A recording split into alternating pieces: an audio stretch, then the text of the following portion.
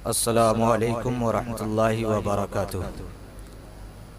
अस्सलातु वस्सलामु अलैका या रसूलल्लाह व अला आलिका व अस्हाबिका या रसूलल्लाह सल्लल्लाहु तआला अलैहि वसल्लम। मुहतरम सामिईन व नाज़रीन, कल आपने शरई व फ़िक़ही इस्तिलाहात के बारे में जाना था। आज हम नमाज की शराइत के बारे में जानेंगे कि शर्त का नमाज के अंदर कितना दखल है, और अगर कोई शर्त नमाज से अलग हो जाए तो नमाज होगी या नहीं होगी। शराइत नमाज कुल 6 हैं। इन शराइत में से किसी एक शर्त की अदमे मौजूदगी में नमाज कायम ही नहीं होगी। यानी शराइत नमाज कुल 6 हैं। अगर 5 शर्त पा लिए जाएं और एक शर्त छूट जाए तो नमाज आपकी नहीं होगी। शर्त ये बहुत ही अहम रोल है इसका नमाज के अंदर। जैसे एक मिसाल, अरबी में एक मक़ूला है, फ़ातश शर्तो फ़ातल मशरूत, कि अगर शर्त नहीं पाई गई तो मशरूत भी नहीं पाई गई। इसको मिसाल से आप यूं समझे कि ये छत के लिए इस दरो दीवार का होना जरूरी है। अगर दीवार नहीं पाई जाएंगी तो ये छत भी नहीं पाई जाएंगी। इसी तरह शर्त है, अगर शर्त नहीं पाई गई तो नमाज भी नहीं होगी। इन तमाम शराइत का नमाज से पहले होना जरूरी और लाजमी है। नमाज शुरू होने से पहले जैसे तहारत, सत्र औरत, इस्तिक़बाल क़िबला, वक्त, नियत, तकबीर तहरीमा, इन सब का नमाज से पहले होना जरूरी है। नमाज की शर्तों की तफसील और अहकाम। अब नमाज के 6 शर्तों की तफसील और उसके ताल्लुक से शरई अहकाम पेश किए जा रहे हैं। नमाज की पहली शर्त तहारत, यानी नमाजी का बदन हदसे अकबर से पाक हो, यानी जनाबत, यानी उसे नहाने वगैरह की हाजत न हो। इसी तरह औरत का हैज वगैरह से पाक होने के लिए गुस्ल वाजिब न हो। नमाजी का बदन हदसे असगर से पाक हो, यानी बेवजू न हो। ये सब तहारत के अंदर आता है। इसी तरह नमाजी का बदन निजासत गलीजा व खफीफा बकदरे माने से पाक हो, यानी निजासत गलीजा दिरहम की मिकदार से ज्यादा लगी हुई न हो। दिरहम एक मिकदार का नाम है। आज के जमाने में 3 ग्राम समझे। और निजासत खफीफा कपड़ा या बदन के जिस हिस्सा पर लगी हो उस हिस्सा या उज़्व की चौथाई से ज्यादा लगी हुई न हो। मसलन आस्तीन में कोई निजासत लगी हुई है, निजासत गलीजा, जैसे पाखाना, पेशाब वगैरह, तो इसको हम अंदाजे से 4 हिस्सों में तकसीम करेंगे और 4 हिस्से में तकसीम करेंगे। और अगर एक हिस्सा में लगा हुआ है वो निजासत तो हमारी नमाज हो जाएगी, और अगर एक हिस्सा से ज्यादा में लगा हुआ है तो फिर हमारी नमाज नहीं होगी। और जिस जगह पर नमाज पढ़ना हो वो जगह पाक हो। तहारत के ताल्लुक से कुछ अहम मसाइल, जैसे जिस जगह नमाज पढ़ना हो उसके पाक होने से मुराद कदम की जगह और मौज़ूए सुजूद की जगह का पाक होना है। यानी हम क़याम करेंगे तो जहाँ पर हमारा पाँव जमीन पर रहेगा उसका पाक होना है, और जहाँ पर हमारी पेशानी लगेगी उस जगह का पाक होना है। यानी सजदा करते वक्त बदन के जो आज़ा जमीन से लगते हैं उन आज़ा के जमीन से लगने की जगह का पाक होना है। और नमाज की दूसरी शर्त सत्र औरत। पहले हम सत्र औरत के माने को अर्ज करते हैं। यानी सत्र यानी छुपाना, यानी मर्द और औरत के बदन का वो हिस्सा जिसको खोलना मायूब समझा जाता हो, यानी वो हिस्सा जिसको खोलते हैं तो वो ऐब समझा जाता हो, उसका छुपाना लाजमी है। लिहाजा अब सतरे औरत के माने ये हुए कि मर्द और औरत के बदन का वो हिस्सा जिस पर पर्दा वाजिब है और उसका दिखाना बाइसे शर्म है, और औरत को औरत इसलिए कहते हैं कि वो वाकई छिपाने की चीज है। हदीस शरीफ में है कि इमाम तिरमिज़ी ने हजरत अब्दुल्लाह बिन अब्बास रज़ी अल्लाह ताला अन्हु से रिवायत की कि हुजूर अक़दस सल्लल्लाहु अलैहि वसल्लम इरशाद फरमाते हैं कि औरत औरत है, यानी छिपाने की चीज है। जब निकलती है तो तब शैतान उसकी तरफ झांकता है। अल्लाहु अकबर। सतरे औरत के ताल्लुक से कुछ अहम मसाइल कि इतना बारीक कपड़ा, कोई नमाजी मुसल्ली इतना बारीक कपड़ा पहन कर नमाज पढ़ रहा हो कि जिससे बदन चमकता हो, इतना बारीक कपड़ा हो कि जिससे बदन चमकता हो, ये सत्र के लिए काफी नहीं है। इससे अगर नमाज पढ़ी तो नमाज नहीं होगी। मसला, मर्द के लिए नाफ के नीचे से घुटनों के नीचे तक का बदन औरत है, यानी मर्द के लिए नाफ से लेकर घुटने से नीचे तक का बदन औरत है, यानी छुपाने की चीज है, यानी इसको छुपाना फर्ज है। और नाफ जो है इसमें दाखिल नहीं है और घुटने इसमें दाखिल है। कहने का मतलब ये है कि मर्द का जो सतरे औरत है वो नाफ से लेकर घुटने तक है, लेकिन ये जो नाफ है ये सत्र में दाखिल नहीं है। मसला, औरत के लिए सारा बदन औरत है, यानी उसको छिपाना फर्ज है, लेकिन मुंह यानी चेहरा, दोनों हाथों की हथेली और दोनों पांव के तलवे औरत नहीं, यानी बहालत नमाज, नमाज की हालत में औरत का चेहरा, दोनों हथेलियां और दोनों तलवे खुले होंगे तो नमाज हो जाएगी। और औरतों का वो दुपट्टा कि जिससे बालों की सियाही चमके, ये मुफसिदे नमाज है, यानी इतना बारीक दुपट्टा ओढ़कर नमाज पढ़ रही है कि जिससे बालों की सियाही चमकती हो तो उस दुपट्टे में नमाज नहीं होगी, यानी नमाज को तोड़ देगी, मुफसिदे नमाज है। और नमाज की तीसरी शर्त इस्तिक़बाल क़िबला, यानी इस्तिक़बाल क़िबला यानी नमाज में क़िबला की तरफ मुंह करना, यानी खाने काबा की तरफ मुंह करना।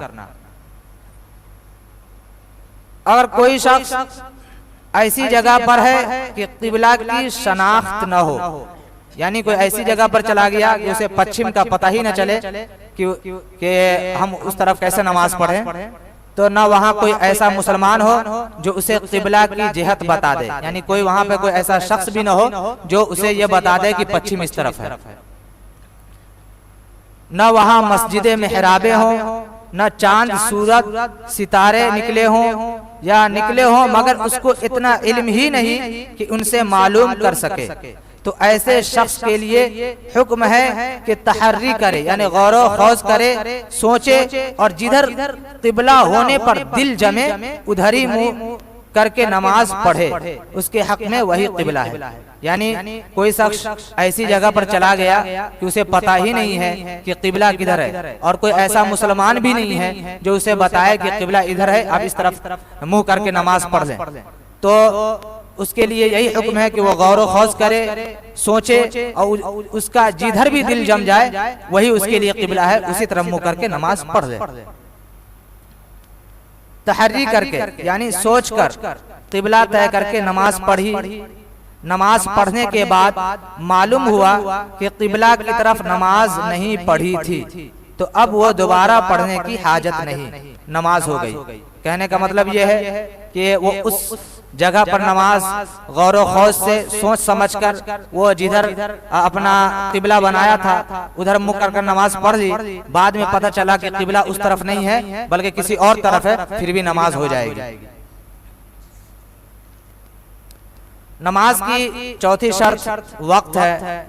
जिस वक्त की नमाज पढ़ी जाए उस नमाज का वक्त होना, यानी जिस वक्त की नमाज पढ़ी जाएगी उसी वक्त की उसी नमाज का वक्त होना। जैसे वक्त फजर, तुलुए फजर यानी सुबह सादिक से तुलुए आफ्ताब तक है, यानी सुबह सादिक निकलने से सूरज के निकलने तक है। इसी तरह जोहर का वक्त दोपहर को आफताब के निस्फुन नहार से ढलने पर शुरू होता है, यानी कि जब सूरज बिल्कुल सेंटर में चला जाता है उसके बाद जो ढलता है उस वक्त से जोहर का वक्त शुरू हो जाता है। अब रहता उस वक्त है कि जब किसी चीज का साया डबल हो जाए। जब जाहिर सी बात है सूरज पश्चिम की तरफ जाएगा तो वो साया उसका दराज लंबा होता जाएगा। तो किसी चीज का साया, मसलन इसका साया है और ये इसका साया यहाँ तक आएगा, लेकिन अगर ये साया डबल हो जाए तो ये समझिए कि जोहर का ये आखिरी वक्त है। इसी तरह वक्त असर का वक्त, ये जोहर का वक्त खत्म होते ही शुरू हो जाता है और सूरज के गुरूब होने तक रहता है। जैसे किसी चीज का साया दो यानी डबल से ज्यादा हो गया तो असर का वक्त शुरू हो जाता है और सूरज के डूबने से पहले तक रहता है। इसी तरह वक्त मगरिब का वक्त सूरज गुरूब होने से गुरूबे शफक तक रहता है, यानी कि आप देखेंगे कि मगरिब के बाद एक सफेदी नजर आती है ना, तो उस वक्त तक मगरिब का वक्त रहता है।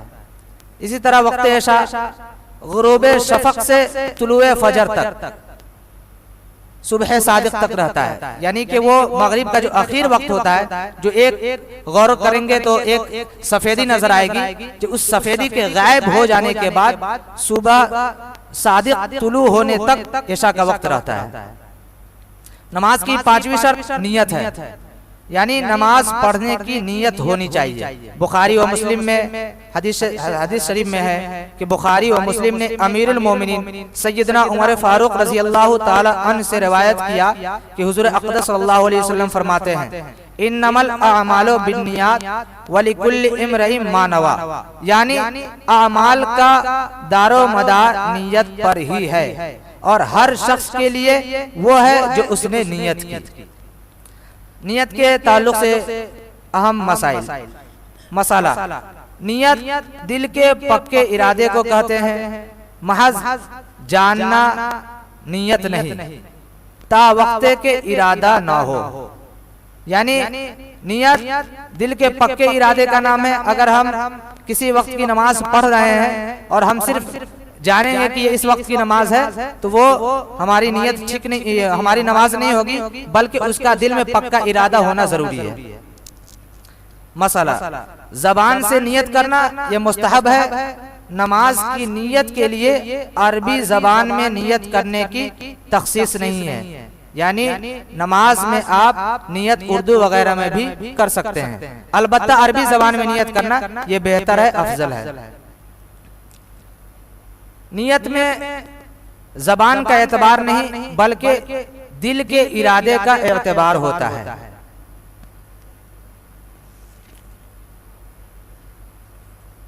और मुक्तदी को इमाम की इक़्तिदा की नियत भी जरूरी है।